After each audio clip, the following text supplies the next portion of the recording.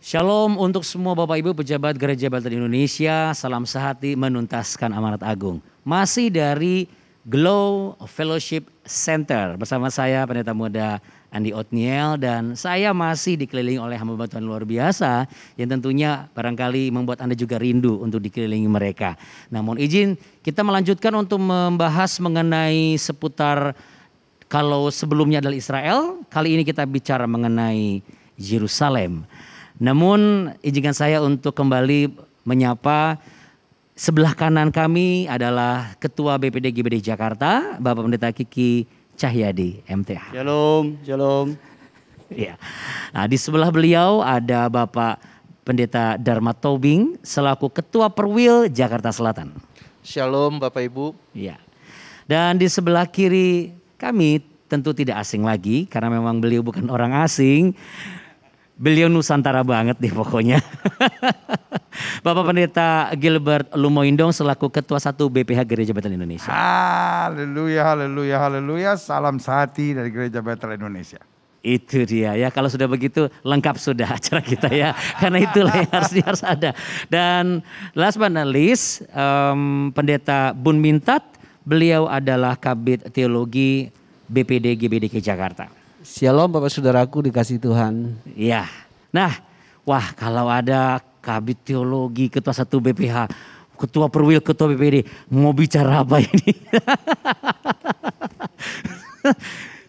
Justru dengan ngobrol teologi ini kami berharap Anda bisa mengalami relaksasi. Tapi bukan relaksasi yang mengendorkan iman, tapi justru relaksasi yang akan membuat iman Anda semakin bertumbuh dan kuat tentunya. Kalau kita bicara mengenai Yerusalem, mungkin Anda tidak asing lagi karena kalau bahasa Ibrani Yerusalem ya, kalau ya. Yerusalem bahasa Arabnya Al-Quds ya kalau tidak salah. Tapi yang penting itu adalah kota tertua gitu loh. Kali ini saya mengarah ke Pak Bun Mintat dulu nih Pak. Mohon izin Pak ya. Pak Bun Mintat, kota tertua. Apa tidak ada yang lebih tua kah dari situ? Dari sejarah teologi, pandangan teologi silakan. Kalau kota tertua siapa yang pandang sebenarnya kan? Kan ada kota lebih tua juga gitu. Tapi saya nggak tahu siapa yang memandangnya lebih tua. Kota tertua bagi mereka yang ada di sana kira-kira seperti itu. Apa berangkat dari sejarah Raja Daud yang membangun Bait Suci? Ya kalau kita perhatikan itu kan di zamannya Daud itu menjadi pusat ibu kotanya Israel kan berapa tahun kemudian itu. Itu dari situ. Jadi berangkat dari sana. Disebut kota tertua sebagai Yerusalem adalah kota tertua di Israel.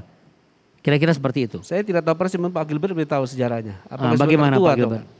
Iya, kalau Yerusalem biasa disebut kota 3000 tahun. Jadi menjadi ibu kota Israel selama 3000 tahun. Kita memang waktu sekolah ya, waktu SD, SMP, SMA, kayaknya kita dibohongin sama guru kita ya.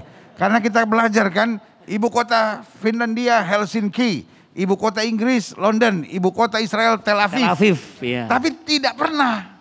Karena rupanya dari 3000 tahun yang lalu sampai hari ini selalu dan tetap ibu kotanya adalah Yerusalem. Nah. Atau Yerusalem.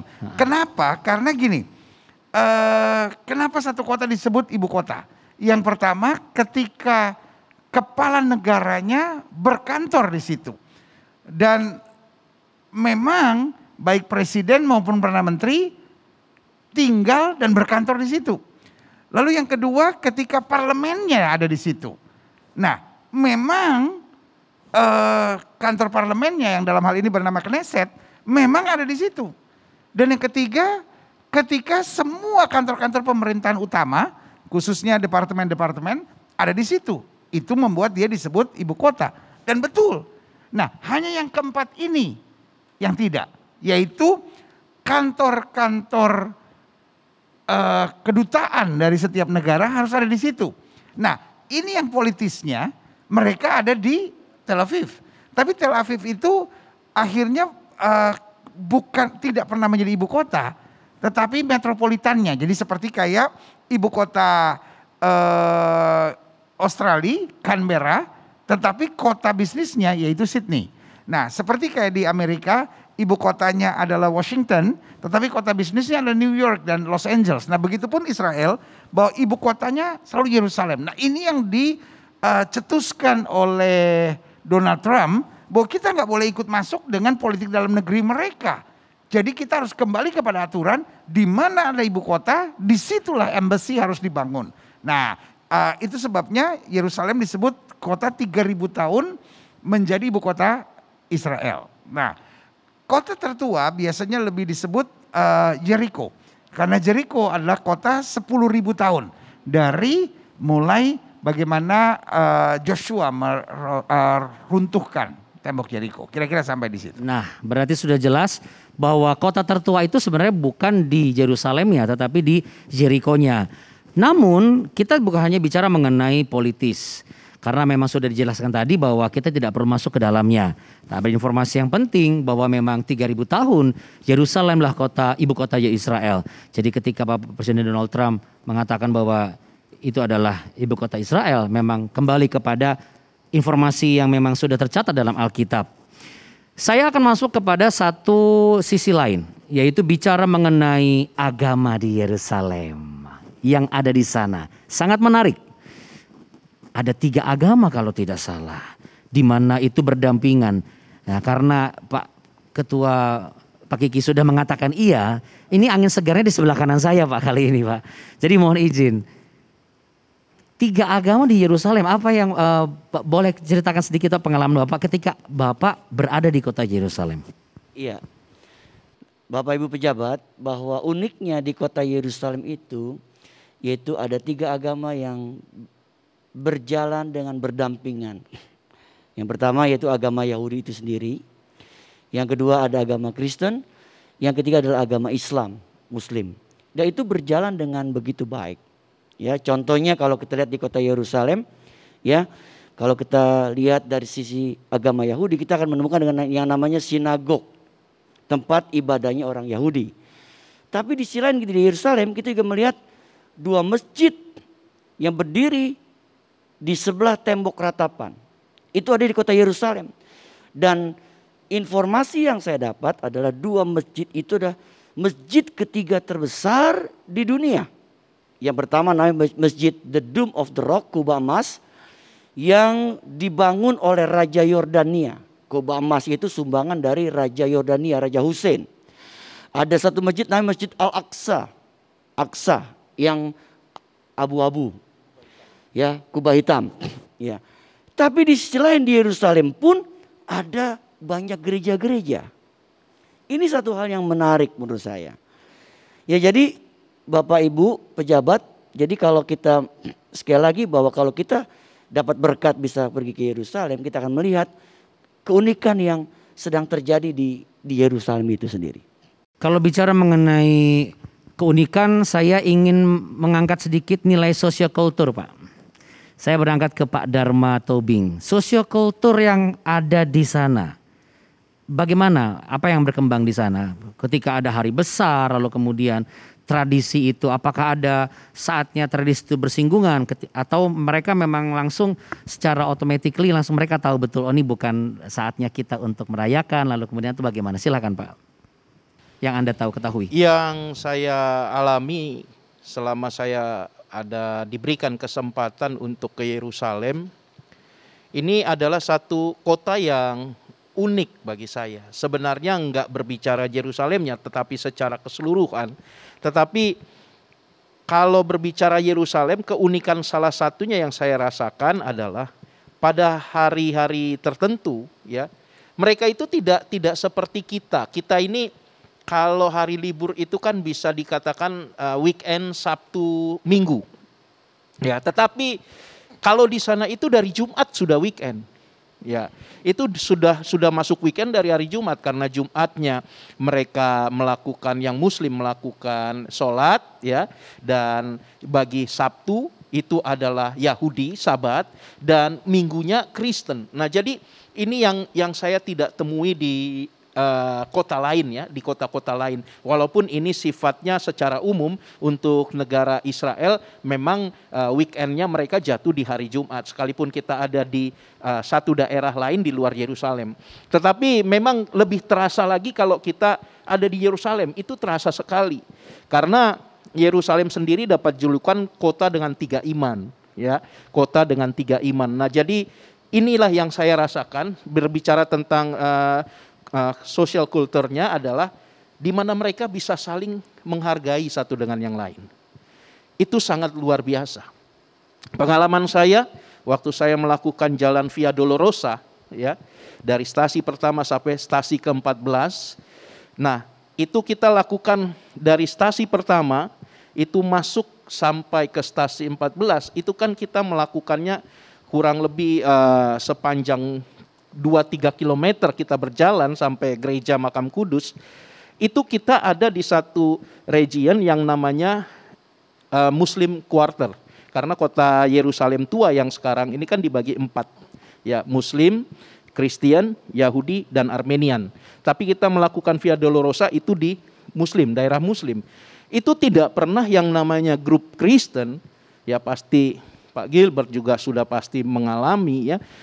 Tidak pernah yang namanya kita bawa-bawa salib, itu diganggu, nggak pernah. Mereka menghormati, bahkan kalau kita jalan Via Dolorosa sambil kita nyanyikan lagu pujian pun, mereka tetap menghormati.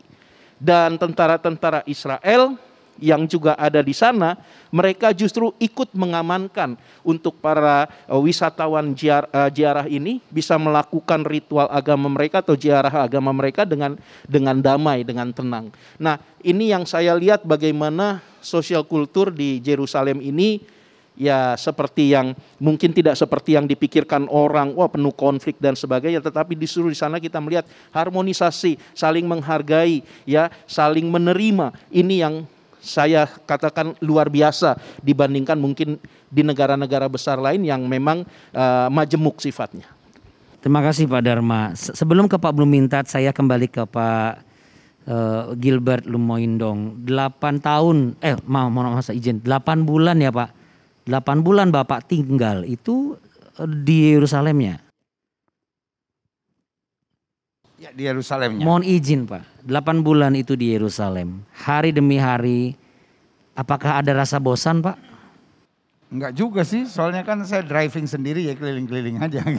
Kalau begitu boleh ceritakan sedikit Pak, supaya barangkali ada Bapak Ibu pejabat yang memang ada punya kerinduan juga datang ke sana. Seperti apa sih keseharian ketika menantikan matahari terbit, lalu kemudian suasana paginya ketika Pak Gilbert drive sendiri mobil ya kan, melewati satu checkpoint dengan checkpoint lainnya, lalu belanja apa, sarapannya bagaimana, apakah bawa berapa dus abon sapi ke sana, lalu mohon izin silakan Pak Gilbert. Ya, jadi seperti biasa karena ya istri saya bisa masak, jadi yang namanya berenabon pakai kaki babi juga ada di situ ya. Berlaku di situ ya. Oh. Karena di daerah Arab biasanya ada yang jual babi ya kan. Lalu kalau di wilayah Yahudi kalau mau beli babi harus cari orang Rusia. Orang Rusia Yahudi biasanya makan babi, jadi kita aman di situ, ya kan. Jadi nggak perlu bawa abon sapi karena babi rica pun bisa dimasukin di situ, ya kan. Kadang-kadang rombongan Indonesia ada yang bawa BPK juga ke situ. Tahu saya ada, datang bawa BPK. Nah, jadi memang Yerusalem ini menarik. Seperti Pak Ketua bilang tadi, itu kota suci dari 3 agama. Seperti Bang Dharma tadi bilang bahwa jadi gini. Kan Yerusalem terbagi 2. Ada Yerusalem Barat, itu wilayah Israel. Tapi ada Yerusalem Timur, tadinya wilayah Yordan. Tapi isinya sekarang banyak orang Arab. Tetapi atas perjanjian dan kesepakatan, kemudian Yerusalem dibuat hukum bahwa Yerusalem tidak akan bisa dibelah lagi. Jadi tetap hanya satu Yerusalem. Salah satu sekedar persoalan konflik kenapa Israel Palestina sampai sekarang belum selesai, 90% perjanjian mereka waktu perjanjian Oslo semua sudah bisa dipenuhi. Hanya satu permintaan terakhir yang tidak bisa dipenuhi oleh Israel, yaitu Palestina minta ibu kotanya juga adalah Yerusalem.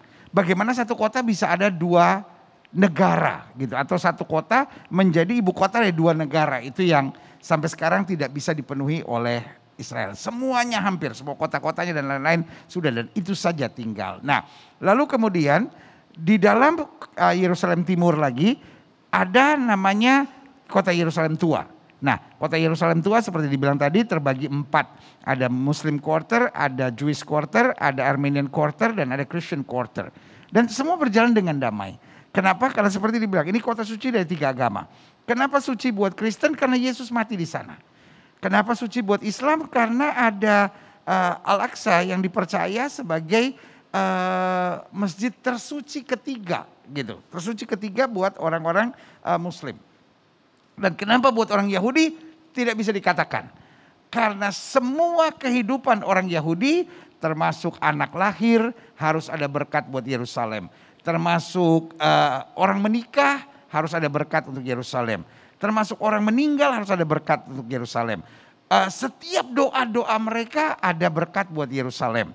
Nah, salah satunya ada doa dan juga lagu yang mereka harus selalu nyanyikan hampir setiap hari. Tapi kalau Paskah itu wajib, yaitu namanya gini, Elshana Haba'a bi Yerusalem. Elshana Haba'a bi Yerusalem artinya secara letterlek artinya tahun depan kita akan berjumpa di Yerusalem. Nah, sebetulnya dasarnya apa? Kalau kita lihat di Mazmur 137. Nah, di Mazmur 137 ayatnya yang pertama sampai ayat yang kelima, kalau diperkenankan saya bacakan. Bunyinya begini, di tepi sungai-sungai Babel, di sana kita duduk sambil menangis apabila kita mengingat Sion. Pada pohon-pohon ganda rusa di tempat itu kita menggantungkan kecapi kita. Sebab di sanalah orang-orang yang menawan kita meminta kepada kita memperdengarkan nyanyian, dan orang-orang yang menyiksa kita meminta nyanyian sukacita. Nyanyikanlah bagi kami nyanyian dari Sion. Bagaimanakah kita menyanyikan nyanyian Tuhan di negeri asing? Ayat yang kelima. Jika aku melupakan engkau, hai Yerusalem, biarlah menjadi kering tangan kananku. Biarlah lidahku melekat pada langit-langitku jika aku mengingat engkau. Jika aku tidak jadikan Yerusalem puncak sukacitaku. Nah, jadi ketika Yerusalem harus terbagi dan lain-lain, ini menjadi beban berat buat orang Yahudi. Kenapa? Karena ini bagian dari doanya. Nah, makanya kenapa gerakannya disebut Zionism gitu. Bukan sebuah gerakan politik atau apapun, mereka hanya mengingat gitu. Nah, sebetulnya lagu ini menjadi lagu yang terkenal di dunia.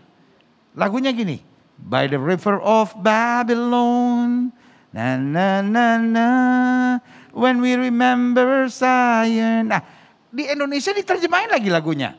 Di tepian sungai Babylon. Nah, ini kalau yang di atas 40 tahun pasti ingat namanya Ari Sumiran. Ari Kusmiran. Nah, yang nyanyi ya kan. Dan orang nggak tahu itu sebetulnya Mazmur 137 lagu itu gitu. Jadi waktu kami di Babel, kami mengingat Sion, kami mengingat Yerusalem. Lalu mereka ucapkan sebuah berkat, tapi sekaligus sebuah bisa dibilang sebagai hukuman. Kalau kami melupakan Yerusalem, biar menjadi kering tangan kananku, biar lidahku melekat pada langit-langitku. Artinya apa? Whole or life, 24 hour a day, 7 days a week. Kami harus mengingat Yerusalem. Makanya buat orang Yahudi tidak bisa terpisah dari Yerusalem gitu. Itu kota yang ada di doa mereka, ada di ritual kelahiran, di ritual pernikahan, di ritual kematian, bahkan di ritual-ritual ibadah gitu. Nah, itu sebabnya kenapa dia namanya juga kota suci dari 3 agama. Dan sehari-harinya seperti saya bilang, karena saya tinggal di situ, ya biasa aja gitu. Orang kan pikir, waduh di Yerusalem bagaimana itu? Memang Yerusalem adalah kota yang agak berbeda. Contohnya, kalau saya pergi ke Tel Aviv, ya kan, maka mereka akan bilang sama saya, oh kamu dari Yerusalem ya? Iya. Terus mereka bilang gini, do you bring your passport? Kamu bawa paspor enggak gitu? Itu sebuah sindiran gitu. Kenapa? Karena kalau Yerusalem tuh orang-orangnya lebih lebih kalem gitu, lebih rohani gitu. Kalau di di Tel Aviv restoran yang ada babinya ya banyak gitu. Kalau di Yerusalem ya agak berkurang gitu. Jadi mungkin ini dianggap lebih kota rohani gitu. Nah, kalau saya jalan sama orang Yerusalem, betul-betul sama orang Yahudi dari Yerusalem, lalu kita pergi ke Tel Aviv, mereka akan tanya, are you Yerusalemi gitu. Kamu dari Yerusalem karena sama kayak kita mungkin ya. Kalau orang Batak dia punya logat kedengaran, orang Papua logatnya kedengaran. Nah di antara mereka juga gitu. Karena dianggap kalau orang orang Tel Aviv itu orang duniawi semuanya. Jadi kalau orang Tel Aviv lalu cerita sama temannya, oh saya baru dari Yerusalem. Lalu dia bilang ini, oh berarti sekarang kamu sudah jadi rabi. Gitu. Jadi itulah suka dukanya ada di Yerusalem, kira-kira begitu. Berarti untuk bangsa yang di luar dari mereka pun adaptasi itu tidak menjadi persoalan ya Pak? Sebetulnya sama sekali enggak, karena di Yerusalem sendiri kan banyak perwakilan-perwakilan perusahaan asing dan lain-lain gitu, sehingga biasa sekali gitu. Dan misalnya kayak saya bawa mobil, saya tidak pernah harus stop di checkpoint manapun kecuali masuk Palestina. Tapi kalau checkpoint antara karena kan Palestina itu antara saya ada di C menuju ke A, nah itu baru. Tetapi kalau C dan B saya tidak harus melewati. Tetapi kalau mereka Arab, mereka bisa lihat dari matanya, nggak tahu lah pokoknya meskipun kita bawa mobil Arab biasanya di stop. Tapi kalau kita yang orang asing dia tahu oh ini bukan Yahudi tapi memang bukan Arab, kita tidak di stop. Contohnya juga misalnya kalau saya jemput orang ke bandara, ya kan ke Ben Gurion. Nah itu kalau di mobil saya ada orang Arab, saya harus stop untuk checkpoint. Tapi kalau nggak ada orang Arab, dia cuma lihat saya boleh lewat gitu. Jadi itu yang lebih. Ini menarik, kenapa? Karena sebelum saya masuk ke dalam Pak Bumintat yang akan mohon izin menceritakan latar belakang sejarahnya, kenapa disebut Yerusalem, berangkat dari mana. Bicara mengenai Arab dan bukan Arab, lalu kemudian ada Yahudi, ada pertanyaan yang saya usung yang muncul adalah begini. Orang Israel kok bisa bahasa Arab? Jadi gini, Israel itu terbagi dua sebetulnya. Ada namanya Sephardic, ada namanya Sephardic bisa dipanggil juga Hasidik, ada namanya Askenazi atau Askenas. Nah, Askenas adalah mereka yang berasal dari Eropa, gitu. Nah, ini biasanya yang ada di banyak kepemerintahan gitu dari Eropa, kecuali Spanyol. Spanyol termasuk wilayah Hasidik, gitu. Nah, wilayah Hasidik berarti mereka dari Iran, mereka dari Kuwait, mereka dari Mesir. Jadi nenek moyang mereka sebelum kemerdekaan atau sebelum ini. Nah mereka itu sangat fasih berbahasa Arab. Sangat fasih. Pertanyaannya, apakah mereka mohon maaf non-Kristen? Mereka Yahudi. Terjawab sudah.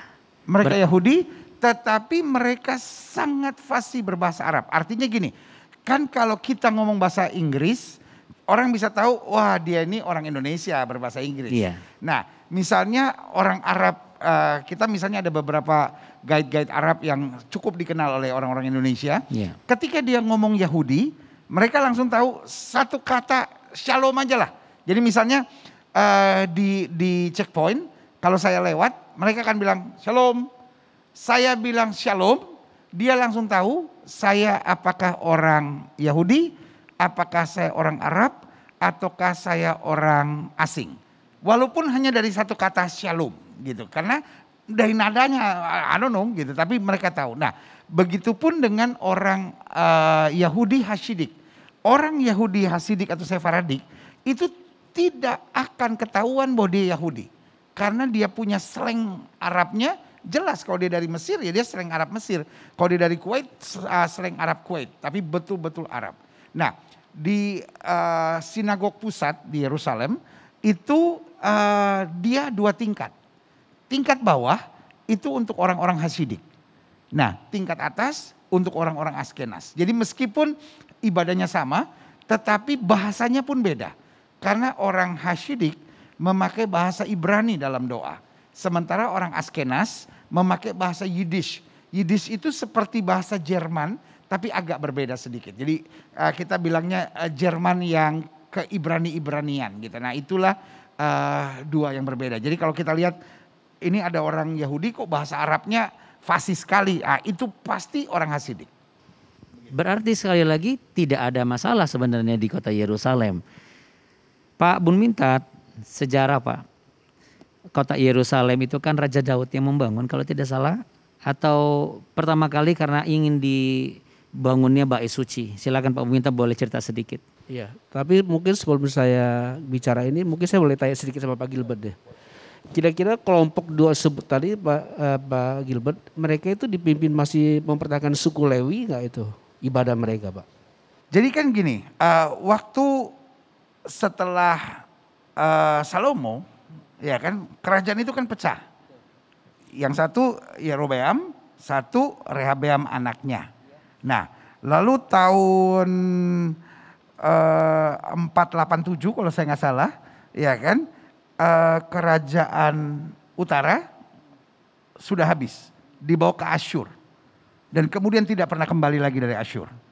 Nah, di antara 10 suku yang dibawa ke Asyur tahun 487 itu, yaitu 722 nggak salah. Enggak, 487 karena 487 itu yang Babel yang selatan. 596. Yang selatan. 48 59 ya sekitar segitu. Jadi ya 722 itu dibawa ke Asyur, lalu 596 yang selatan dibawa ke Babel. Nah, yang Asyur tidak pernah kembali lagi. Nah, tetapi yang dari Babel kembali. Nah, sementara di dalam Asyur itu di dalamnya ada suku Lewi. Nah, sekarang orang mengenal suku Lewi hanya dari 2 nama. Yang pertama Kadosh. Lalu yang kedua Kohen. Jadi Kadosh sama Kohen 2 nama yang dipercaya sebagai suku Lewi. Nah, itu terlihatnya begini, kalau setelah ibadah di sinagog, lalu imamnya atau rabinya akan tanya, di sini ada yang namanya Kadosh atau namanya Kohen enggak? Nah, Kadosh atau Kohen ini kadang-kala orang biasa, bukan rabi. Tetapi waktu rabi mengucapkan berkat imam itu yang Tuhan menghadapkan kepadamu ini. Nah, mereka harus pakai baju sembayang, baju berkat khusus yang tutupi mukanya, lalu yang begini-begini itu. Nah, mereka berdua yang harus beri. Imam istilahnya kalah suci sama mereka karena mereka Kadosh dan Kohen gitu. Jadi di antara kedua ini bisa saja gitu. Tapi karena suku Lewi udah dianggap nggak ada, mereka hanya lihat dari nama Fam. Pokoknya kalau namanya Kadosh atau namanya Kohen atau namanya Lewi. Jadi ada 3. Kayaknya ada pejabat GBI yang belakang namanya Pak Lewi deh. Iya kan? Wah, itu kalau di Israel bahaya tuh gitu. Itu termasuk suku Lewi gitu. Jadi Lewi iya kan? Ada kaum Lewi kan? Jadi Kadosh, Lewi sama Kohen itu dianggap bagian dari suku Lewi gitu, Pak. Berarti mohon izin Pak, yang Raja Ahas itu diangkut ke Asyur itu berarti termasuk yang di peristiwa itu, yang di Lewi itu. Jadi kan ada 10 suku. Iya. Nah, 10 sukunya termasuk suku Lewi dibawa yang itu tahun 722 itu dibawa oleh Asyur ke Asyur dan tidak pernah kembali. Tapi tahun 596 sebelum Masehi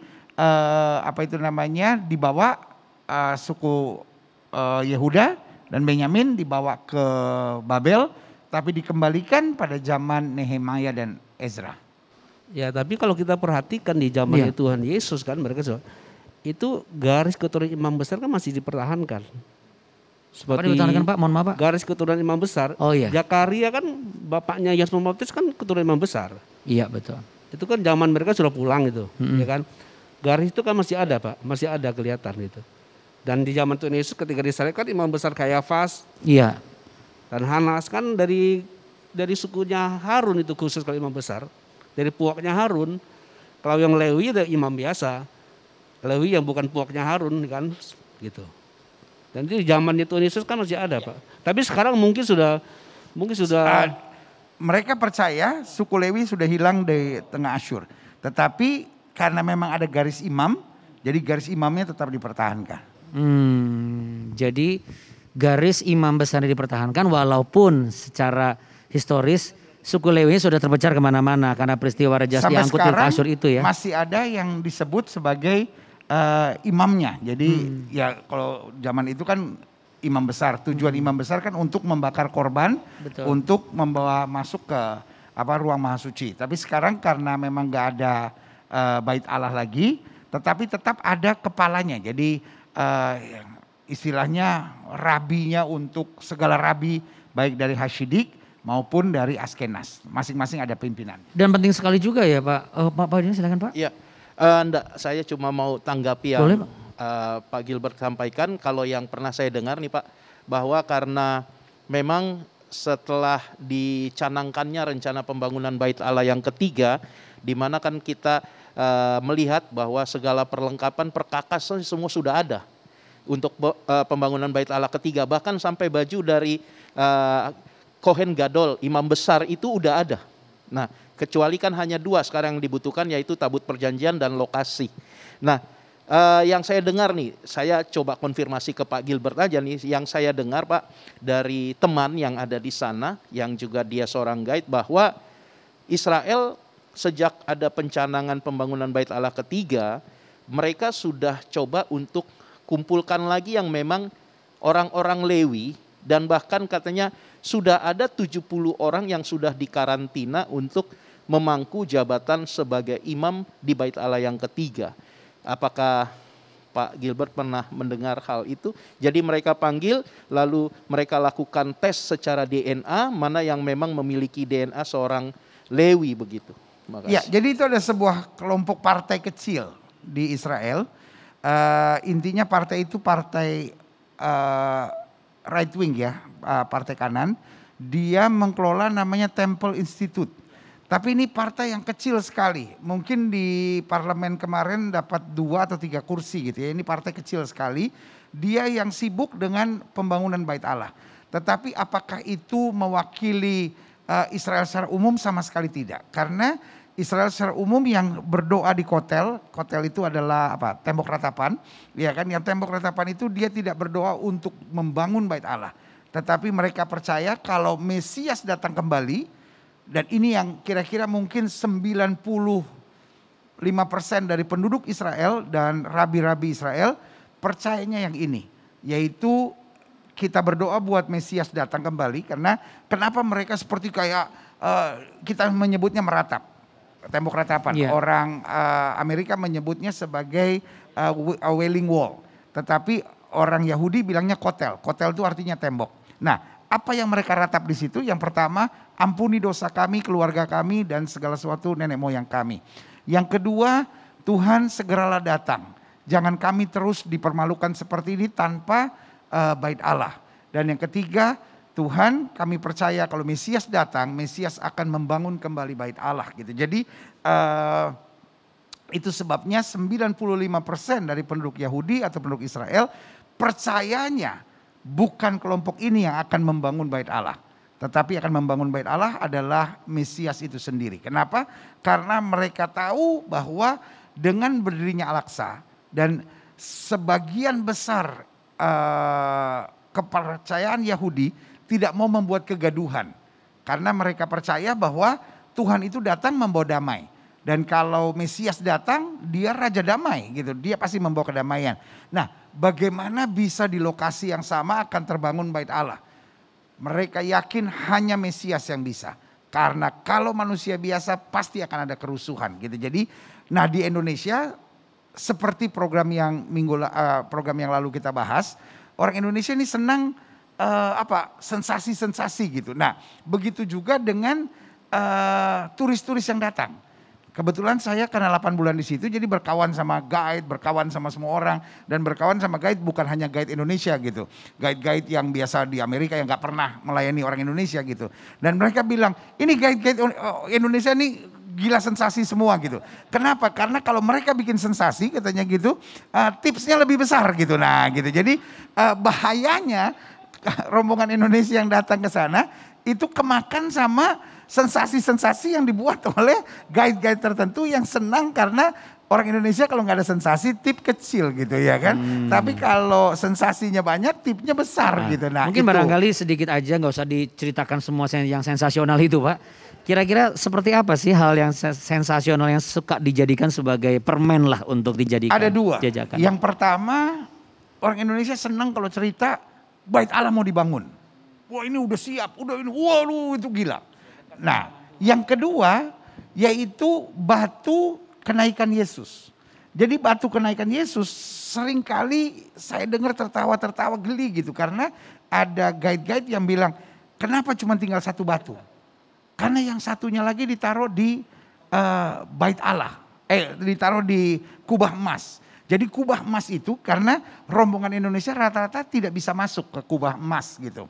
Tapi puji Tuhan, rombongan saya bisa gitu, bisa masuk karena mufti dari Al-Aqsa itu kebetulan teman, jadi saya bisa masuk sama rombongan lagi. Nah, jadi saya udah lihat batu di situ nggak kecil batunya, waduh gede sekali gitu. Jadi nggak mungkin. Nah, tapi selalu yang sensasional ini bilang ini satu kaki diambil di sini, satu kaki untuk membicarakan bahwa Nabi yang mereka percaya berangkatnya dari batu ini. Nah, itu pun adalah hoax gitu, tidak betul gitu. Jadi yang paling benar 95% orang Yahudi sedang berdoa minta Mesias datang karena mereka percaya Mesias yang akan membangun bait Allah dengan damai sejahtera. Dan yang kedua soal batu itu bukan batu Yesus naik ke sorga, itu batu Sabat. Gitu. Jadi batu Sabat. Jadi namanya Thom Sabat. Thom Sabat karena orang Yahudi punya aturan mereka tidak boleh jalan di hari Sabat lebih dari 1 kilometer. Nah, karena itu ada batu-batu untuk menunjukkan. Nah, hari ini apakah Thom Sabat masih ada? Ada, yaitu tali. Jadi di beberapa daerah itu ada tali dan biasanya ada pita orange ya. Nah, itu menunjukkan Thom Sabat atau batas garis Sabat. Nah, batu tempat Yesus naik ke sorga yang kalau rombongan-rombongan datang, itulah Thom Sabatnya. Jadi batas di mana Yesus nggak boleh keluar kota karena itulah batasnya di situ. Jadi bukan pada saat dia terangkat kira-kira seperti bukan itu dia terangkat. Karena kalau Yesus mau kasih tanda, pasti dia bisa kasih tanda yang lebih bagus dari itu. Buat apa dia bikin tanda yang gak jelas, yang orang harus lihat dari kiri kanan. Ini kayaknya kakinya yang ini nih, besar banget kakinya. Oh enggak nih yang ini gitu. Sampai nebak-nebak ya, kayak las kaki 41 tempat 2 gitu seperti itu. Oh Tuhan ada yang seperti itu Pak. Pak untuk sekaligus juga nih bukan intermezzo tapi ada yang mengklaim tabut perjanjian sudah ditemukan. Sisi lain, loh kita kan sudah punya tabut perjanjian. Bagaimana Pak untuk bisa memberikan satu pemahaman ini? Nah ini termasuk sensasinya selanjutnya. Nah kalau saya ditanya sebetulnya sederhana. Kalau saya ditanya apakah bait Allah ketiga akan dibangun? Saya bilang sudah dibangun. Kenapa? Karena Yesus pernah bilang rombak bait Allah ini dan aku akan membangun dalam 3 hari. Nah saya percaya Jesus is the center of the Torah. Yesus adalah center atau Mesias adalah center dari Torah itu. Dan Yesus sudah bilang, rombak bait Allah ini aku akan membangun dalam 3 hari. Berarti itulah bait Allah yang ketiga. Dan apa yang dia bangun waktu dia mati dan bangkit? Dia bangun the church. Yang kata Paulus bilang, bait Allah itu bukan lagi bangunan, tapi bait Allah yang hidup itu adalah kamu. Sebab tubuhmu adalah bait roh Allah, di mana Allah mau berdiam.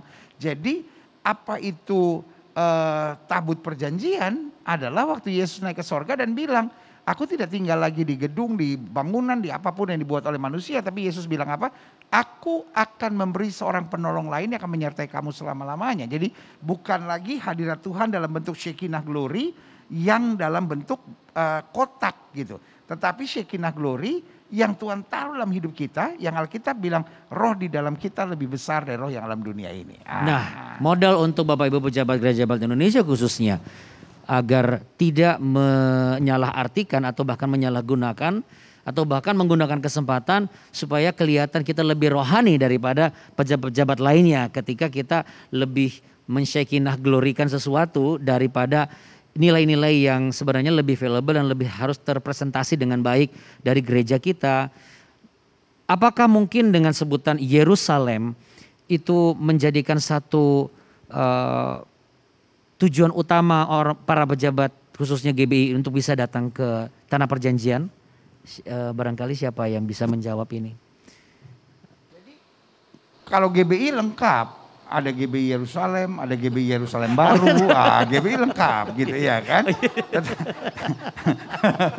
Jadi istilahnya Yerusalem, Sion itu menggambarkan tentang semuanya itu. Karena Yerusalem kan artinya kota yang damai gitu ya kan. Dan Sion adalah gunung yang ada di Yerusalem. Jadi karena itu Yerusalem itu memang kata Alkitab kan, makanya perjanjian Tuhan bilang Yerusalem adalah puncak sukacitaku, Yerusalem adalah kekuatanku. Dan Alkitab berkata dari gunung ini di akhir zaman kata Alkitab bahwa Tuhan akan menghimpunkan kembali di gunungku. Makanya Alkitab bilang siapa yang boleh naik ke gunungku yang kudus adalah orang yang suci tangannya dan bersih hatinya dan tidak merancangkan yang jahat. Jadi Yerusalem itu adalah sebuah bagian kata Alkitab. Makanya kalau kita pelajari sorga juga disebut sebagai the new Jerusalem. Gitu. Jadi the end of the day kalau kita bicara Yerusalem bukan bicara saya udah siarah atau belum gitu. Saya udah bikin sensasi tentang Yerusalem atau belum. Saya udah pakai model-model Judaism atau belum. Saya udah jadi Judaism atau tidak gitu. Tapi kalau kita bicara Yerusalem, pertanyaan kita, sudahkah kita mempersiapkan diri untuk kedatangan Yesus? Sudahkah kita hidup suci? Sudahkah kita hidup benar? Sudahkah kita tidak miring ke kiri maupun miring ke kanan? Sudahkah kita hidup seturut dengan apa yang Kristus kehendaki supaya Yerusalem baru tersedia buat kita? Luar biasa Pak Gilbert. Satu konklusi yang final banget buat kita semua, tentunya untuk Bapak Ibu pejabat, khususnya Gereja Baptis Indonesia.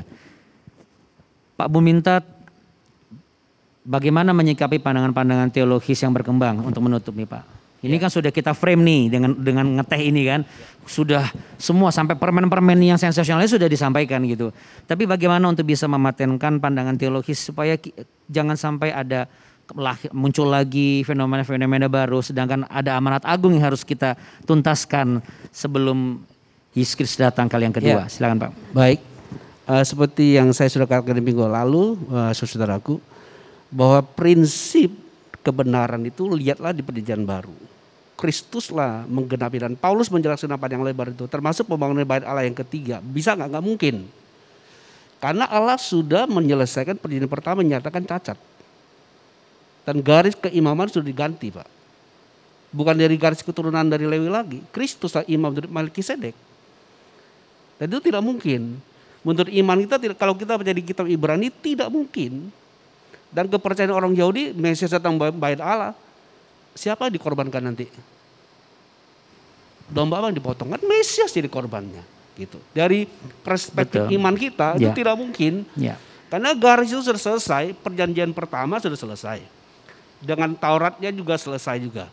Maka sebagainya adalah kita perhatikan imam besar yang tidak pernah terganti adalah Kristus. Gitu. Jadi tidak mungkin bahwa cari bait tabut perjanjian kedua, nggak mungkin juga.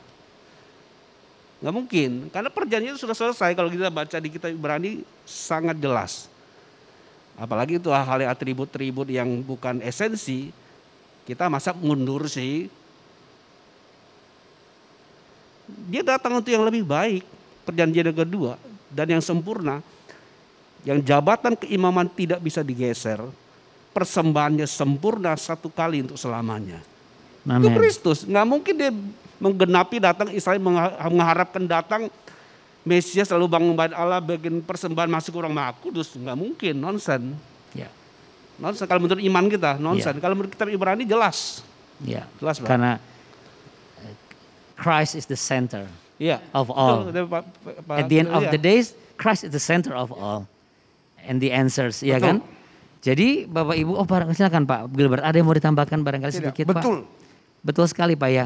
Bapak Ibu kalau boleh saya sampaikan, saya merasakan ada goosebumps yang damai sejahtera. Jadi intinya sebagai pejabat Gereja Baptis Indonesia, janganlah panik dan stres, apalagi frustrasi gara-gara corona nggak bisa datang ke Yerusalem, gara-gara corona nggak jadi diajak lagi ke tanah perjanjian, kira-kira seperti itu. Karena bukanlah itu segalanya, karena yang terpenting segalanya adalah bagaimana Kristus terrepresentasi dan terpresentasi dengan baik. Karena Kristus di atas segalanya dan dialah jawabannya. Kalau ngeteh ini bicara mengenai mengupas minggu lalu, ada bagaimana Israel, polemik yang ada, Pak Gilbert secara lugas menyatakan kebenaran-kebenaran. Ini bukan membenarkan satu posisi atau memihak kepada yang lain. Justru dalam hal ini seperti Pak Ketua PPD sampaikan bahwa jangan sampai kita kebablasan. Ketika menikmati sesuatu, challenge-nya berani enggak mau total langsung gitu loh. Jangan setengah-setengah. Karena bagaimanapun juga Pak Buminta sudah mengatakan, jangan lupa sebagai hamba Tuhan, prioritas utama adalah Kristus.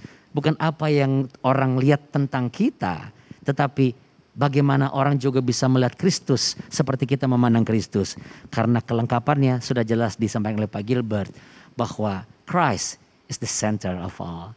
Yesus adalah Raja pembawa damai. Mari sebagai pejabat GBI, kita mendoakan agar damai itu boleh terjadi antara kedua negara, agar damai ini bukan hanya milik orang Kristen saja, bukan hanya milik GBI saja, tetapi milik semua orang manusia di muka bumi ini. Karena hormat kemuliaan hanya miliknya. Terakhir Pak, mohon izin Pak, boleh nggak sih kalau berdoa pakai bahasa sana Pak? Belum bisa itu.